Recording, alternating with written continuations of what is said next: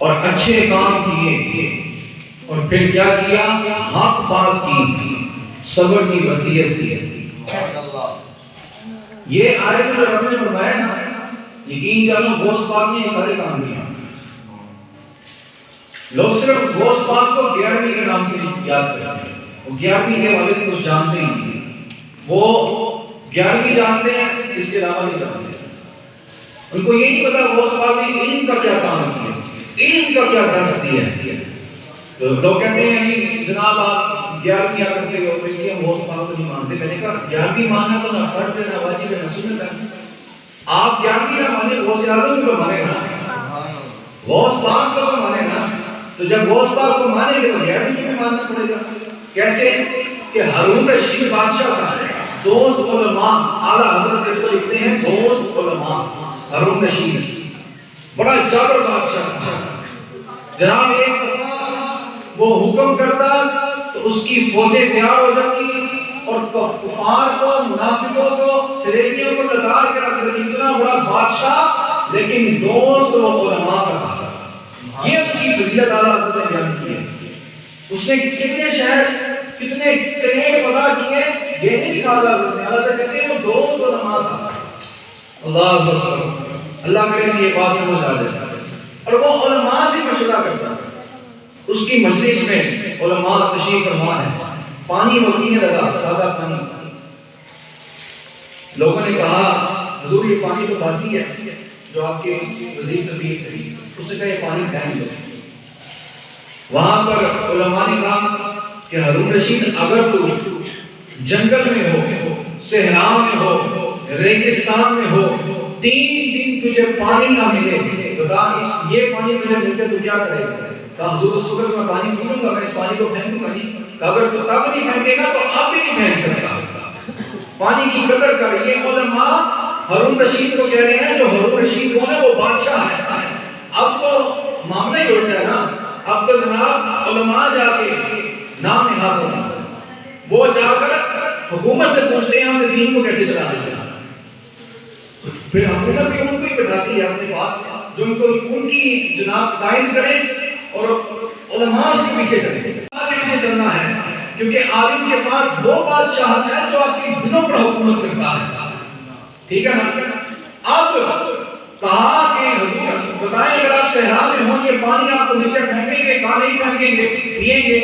کافی آپ کو کہنا ضروری ہے۔ میں نے کہا اس بات پہ اگر قیاس کریں 11ویں شریف کا جو منکر ہے اس کو اگر ریگستان میں رکھا جائے، 3 دن اس کو کچھ نہ دیا جائے، اس کے نزدیک 11ویں حرام ہے، بتاؤ اس وقت اس کو 11ویں کی نیاز پیش کی جائے،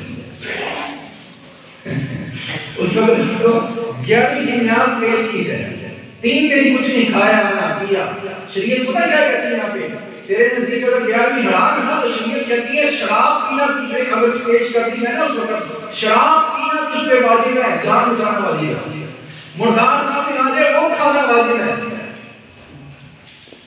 اگر وہ کھانا واجب ہے تو 11ویں کے لیے وہ تو حرام ہے نا تیرے نزدیک، وہ دے دی جائے وہ بھی تو کھائے گا، کیونکہ تو حالت اضطرار میں ہے، تو حالت اضطرار میں ہے۔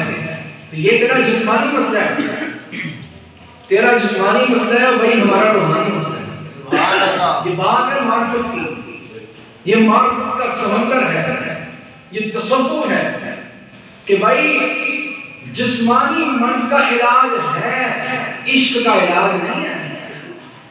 کیونکہ بابا جی نے کیا کہا؟ عشق اپنے فیصلے کرنے میں خود بڑا دلیر ہے۔ اگر آپ جسمانی مرض والے کو رکھیں گے نا سامنے کسی طبیب کے، وہ کہے گا بھائی اس کا یہ علاج ہے، تو اگر آپ مجنون کو رکھتے سامنے، بتائیں مجنون کا علاج لیلا کے حوالے سے مجنون کا علاج بھی کر سکتا نہیں کر سکتا، کوئی سمجھا نہیں سکتا۔ انہوں نے کہا کہ بھائی اس کو سمجھا سکتے ہیں، اس کو چھوڑ دو۔ میں نے کہا تم حالت اضطرار میں کیا نہیں کھا سکتے ہو، ہم حالت عشق میں کیوں نہیں کھا سکتے ہیں؟ نعرہ تکبیر، رسالت، رسالت، تاجدار ختم نبوت زندہ باد، زندہ باد، تاجدار ختم نبوت زندہ باد۔ اس بات نے یہی قدر کی ہے، بات کی صبر کی وصیت کی۔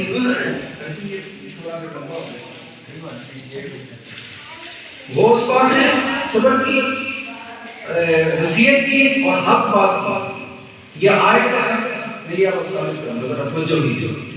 غوث پاک رحمہ اللہ بغداد کے منبر پر بیٹھنے سے پہلے آپ افتاء کا کام کرتے, تدریس کا کام کرتے, لیکن بیان نہیں کرتے, درس نہیں دیتے لوگوں کو بٹھا دیا, کیونکہ وہاں لوگ ساتھ سے کلام کرتے تھے عربی میں.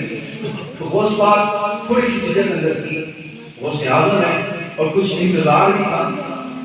حضور غوث اعظم سو گئے. ایک روایت میں ہے کہ آپ مراقبے میں چلے گئے, منبر شریف پر بیٹھے بیٹھے غوث پاک کہتے ہیں ہم نے دیکھا کہ سرور کائنات تشریف لے آئے. حضور تشریف لائے اور کہا یا بنیا, اے میرے بیٹے, یا بنیا لماذا تتکلم, اے میرے بیٹے تو بیان کیوں نہیں کرتا, تو بات کیوں نہیں کرتا, تو کلام کیوں نہیں کرتا, تو دین میں واعظ کیوں نہیں کرتا.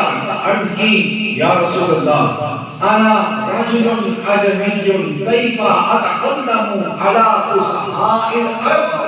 عرض کی حضور میں کس طرح بیان کروں, میں تو عجمی آدمی ہوں, میں تو عربی ہوں ہی, میں عجمی ہوں, اور یہاں پہ فصاحت سے کلام کرنے والے عربی میں فصاحت سے کلام کرنے والے لوگ موجود ہیں, تو میں ان میں کیسے بیان کروں. سنیں پھر کیا ہوا. آج جتنا غوث پاک کا فیض ہے پوری دنیا میں کونے کونے میں جہاں جہاں فیض ہے, میں نے کہا غور کرو, ہر ولی کا جو عرس ہے, ہر ولی کا عرس ایک سال بعد آتا ہے. غوث اعظم وہ ولی ہے ہر مہینے گیاری ہے. سبحان اللہ. پھر کیا ہوا, سرور کائنات نے اپنا لعاب دہن غوث پاک کے منہ میں ڈالا, 7 مرتبہ آپ نے عطا کیا. غوث پاک کہتے ہیں اتنے میں اس کے بعد مولا کائنات شیر خدا تشریف لے آئے. 6 مرتبہ مولا علی نے ڈالا لعاب دہن غوث پاک کے منہ میں. جب یہ لعاب دہن ڈالا گیا, غوث پاک کہتے ہیں انہوں نے کہا سرور کائنات نے 7 مرتبہ ڈالا, آپ نے 6 مرتبہ کیوں عطا کیا. کہا وہ مصطفیٰ ہے, میں علی ہوں. رافضیوں کے لیے بھی یہاں پہ دلیل ہے بھائی, رافضیوں کے لیے بھی دلیل موجود ہے کہ مولا علی کہہ رہے ہیں کہ وہ مصطفیٰ ہے, میں علی ہوں, ان کا مقام بلند ہے, وہ نبی ہے, میں صحابی ہوں. وہ 7 مرتبہ ڈال سکتے ہیں, میں 60 دفعہ ڈال کر ان کی برابری نہیں کر سکتا. اللہ اکبر. اس کا کہتے ہیں لعاب دہن ڈالنا تھا, میری زبان میں قوت گویائی آئی اور میرے دل میں موتیوں کے سمندر ٹھاٹھے مارنے لگے. غوث اعظم کہتے ہیں جب میں نے بیان کیا پھر انسان تو آئے, مومنین تو آئے, یہاں تک کہ کفار بھی آئے, منافق بھی مجھے سننے آئے, اور یہاں تک کہ جنات بھی آئے, اور رب نے میرے بیان سننے کے لیے پرندوں کو بھی نہیں دیا. کیا شان ہے غوث اعظم, وہاں کیا مرتبہ ہے غوث ہے بالا تیرا, اونچے اونچوں کے سروں سے ہے قدم آلا تیرا. سر بلا کیا کوئی جانے کے ہے کیسا تیرا, اولیاء مرتے ہیں آنکھیں وہ ہے تقویٰ تیرا. سبحان اللہ. یہ ہے غوث اعظم کی شان. کہتے ہیں پھر حضرت خضر علیہ السلام بھی آئے. حضرت خضر علیہ السلام ہر ولی کا امتحان لیتے تھے. جب غوث پاک کا امتحان لینے آئے, پتہ غوث پاک نے کیا کہا, امتحان دینے آئے تھے, امتحان دینا پڑ گیا. حضرت خضر علیہ السلام ہر ولی کا امتحان لیتے تھے. لعاب دہن ڈالنے کے بعد حضرت خضر آئے. اب غوث پاک نے کہا مجھے کشف ہو گیا کہ یہ حضرت خضر ہے.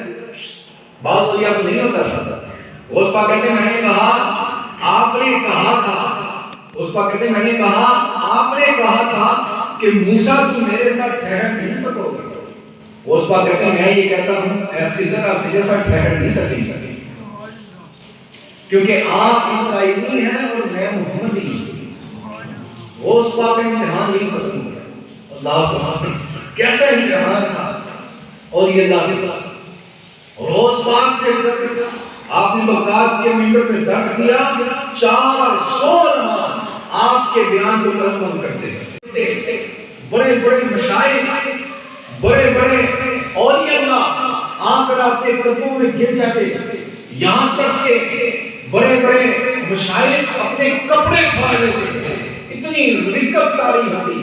اور جنات ہواؤں میں باتیں کرتے ہیں کہ آج عبد القادر جیلانی کا گلداد کے ممبر پہ بیان ہے، یہ جنات ہواؤں میں باتیں کرتے ہیں۔ اور ابو منظر بن عمر ان کے بارے میں لکھا ہے کہ یہ جنات کو حاضر کرتے ہیں، بنی ہوئی ہے جنات کو حاضر کرتے ہیں، کہ انہوں نے جنوں کو حاضر کیا، جن حاضر ہوئے، کافی دیر بعد وہ حاضر ہوئے، کہا کوئی تقریر کیوں کی اتنی، کہا آپ کو نہیں پتا کہ ہم غوث کا بیان سن رہے تھے، کہا تم بھی سنتے ہو، کہا ہم انسانوں کی تعداد سے وہاں زیادہ ہوتے ہیں۔ یہ ہے غوث اعظم کی شان۔ ہم نے صرف غوث پاک کی کرامت بتائی ہے، علم نہیں بتایا، غوث پاک کا درس نہیں بتایا، غوث پاک کی کس طرح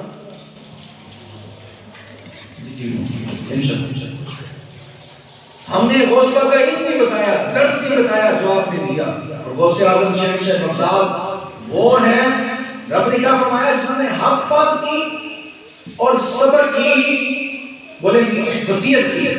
غوث پاک ایک ایک مہینہ اپنے کچھ نہیں کھایا۔ غوث پاک کہتے ہیں میں یہاں تک کے لوگوں کو دیکھتا اور جب نوالا سے ڈالتے میرا منہ ساتھ کھلتا اور مجھے لگتا نوالا منہ میں جا رہا ہے، یعنی اتنی بھوک ہوتی۔ غوث پاک کہتے ہیں ایک ایک مہینہ کچھ نہیں کھایا، بتاؤ وہ کون سا پیر ہے جس کا کھانا ہی نہیں ہوتا، جو جناب مریدوں کی صرف جیب ہی خالی کرتا ہے، وہ کون سا پیر ہے؟ عبد القادر جیلانی نے تو جنگلوں میں جا کر 40 دن فاقے کاٹے ہیں اور پھر وہ مقام پایا ہے۔ یہ وہ پیر ہے جناب کہ 20 قسم کے کھانے بھی کھاتا ہے، دوسرے سالت کے باس بھی نہیں کرتا۔ یہ کون سا پیر ہے؟ ایسا کوئی حق پذیر دیکھا نہ سنا، اتنا کوئی دستگیر دیکھا نہ سنا، اے ابن حسن نہیں کوئی تیری مثال، اس شان کا پیر ہم نے دیکھا نہ سنا۔ یہ غوث اعظم اور غوث پاک وہ ہے جناب دین کو زندہ کیا ہے۔ یہ سفینۃ العلیٰ میں بھی لکھا ہے، قلائد الجواہر میں بھی لکھا ہے، اور بیضۃ الاسرار میں بھی لکھا ہے، اور خاتم الفاتح میں بھی یہ واقعہ لکھا ہے، مستند کتابوں کے نام دیے۔ سنیں ان میں یہ واقعہ لکھا ہے، غوث پاک بغداد سے جب گزرے، ایک شخص بیمار لیٹا ہوا، عبد القادر جیلانی علیہ رحمہ، آپ نے کہا وہ کمزور تھا، میں نے جب اس کا بازو پکڑ کے اٹھایا وہ ایک دم صحت مند ہو گیا، موٹا کالا اس کا چہرہ ہو گیا۔ غوث پاک کہتے ہیں تو کون ہے؟ پہلے سے کمزور تھا، میں نے اٹھایا دوسرے کو، اس نے کہا اے عبد القادر جیلانی آپ کو پتا نہیں کہ میں رسول اللہ کا دین ہوں، رسول اللہ کا دین ہوں، میں تو مردہ پڑا تھا، عبد القادر جیلانی تمہیں مجھے زندہ کر دیا۔ یہ باتیں ہم عوام کو بتائیں گے تو پھر نا کہ عبد القادر جیلانی نے آ کے میدان میں آ کے کام کیا، رسول اللہ کے دین کو کھڑا کیا، قائم کیا، زندہ کیا ہے۔ بتائیں اس دین نے کیا کہا؟ کسی مولوی نے نہیں کہا، کسی یہ خطیب نے نہیں کہا، جناب یہ دین نے خود کہا کہ آپ نے مجھے زندہ کیا اور آج سے آپ کا نام محی الدین ہے، دین کو زندہ کرنے والا۔ غوث پاک کہتے ہیں میں بغداد میں داخل ہوا تو لوگ دور سے کہنے لگے وہ دیکھو دین کو زندہ کرنے والا آ رہا ہے۔ یہ کام جناب یہ کام جو کرے گا وہ پیر کے رہے گا۔ یہ کام کس نے کیا؟ آج کے دور میں خادم حسین رضوی نے کیا۔ جناب جب بات ختم نبوت نبوت لبیک لبیک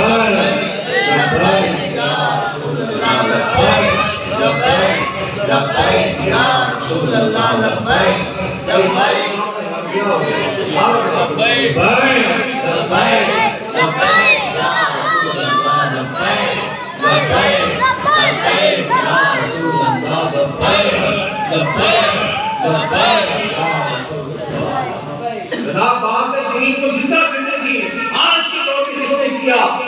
حکمرانوں کی آنکھوں میں آنکھیں ڈال کے ان سے ٹکر لے کے بات کس نے کی؟ وہ خادم حسین رضوی نے کی یا اس کے بیٹے صاحب حسین رضوی نے کی؟ دیکھیں نا کہ جب بات اسے رسالت کی آئی تو پہلا بات چلے گئے، جب بات اسے رسالت کی آئی تو سنبیات کے سامنے بیٹھ گئے، اور جب بات اللہ کے گھر کی آئی تو مسجد مزید کام چلے گئے۔ یہ ہے نا دین کو زندہ کرنا، یہ دین کو زندہ کیا ہے۔ تم نے کیا کیا ہے؟ تم نے صرف حلوے مانڈے کھائے ہیں، تم نے صرف جلدی پکائی ہیں۔ یہ میں ان پیروں کی بات کر رہا ہوں جو اپنے حجرے سے باہر نہیں نکلتے۔ حضرت پیر میرعلی شاہ آپ کو جب کہا گیا کہ حضور آپ حجرے میں بیٹھے، آپ کو امداد بھی ملے گی، سارا کچھ ملے گا، آپ کو کیا ضرورت ہے اس کانے کے مقابلے میں آنے کی؟ تو آپ پتہ نہیں مہدی شاہ صاحب نے کیا کہا؟ آپ نے کہا یہ حجرے میں بیٹھ کے تسبیح پڑھنا حضور کی ناموس پہ حملہ ہو، میرے علی سے یہ بغیر فقیری نہیں ہوتی۔ جو حجرے میں بیٹھ کے نہ صرف تسبیح پڑھی جائیں اور حضور کی ناموس پہ حملے ہو رہے ہو، حضور کی ختم نبوت کے حوالے سے کیا کچھ ہو رہا ہو، کوئی خبر نہیں، کوئی ڈرو خدا سے روز کرو، کچھ مکرو ریا سے کام نہ لو، یا اسلام کا چلنا سیکھو یا اسلام کا نام نہ لو۔ بابا جی میرے شیخ حضرت علامہ مولانا خالد حسین رضوی علیہ رحمہ، آپ کے اس کی آمد آمد ہے، ہم آپ لوگوں سے گزارش ہے کہ اس میں حاضری دیں، 19 20 3 دن ہے، اسی دن بھی آپ حاضری دیں اور اپنی مغفرت کی دعا کریں۔ میں ایک صاحب کے ساتھ بیٹھا تھا، میرے رشتے داروں نے، میں نے ان کو کہا وہ ان کا ذرا عقیدت اور ہے، وہ کہتے ہیں مزاروں پہ نہیں جانا چاہیے، ڈھول دھمک کے یہ سجدے یہ وہ، میں نے کہا ان کو چھوڑیں یہ طریقے آپ کو بات کریں گے، مجھے یہ بتائیں۔ میں نے کہا آپ کے پاس طریقہ 19 20 21، میں آپ کو طریقے دیں 19 20 21، آپ پورے پاکستان کے مزاروں کا سفر کر لیں اور 19 20 21 کو بھی آ جائے مسجد رحمت اللہ، آپ اس مزار پہ بھی آئیے، نہ آپ کو ڈھول ملے گا، کوئی جناب نچنے والا ملے گا، نہ آپ کو وہاں پہ کوئی ایسی خرافات ملے گی، نہ آپ کو وہاں پہ کوئی لفظ بات ملے گی۔ کہتے ہیں کیا ملے گا؟ میں کہتا بیت کا نعرہ ملے گا اور کیا ملے گا؟ گائیں گے لبیک لبیک لبیک یا رسول اللہ، لبیک لبیک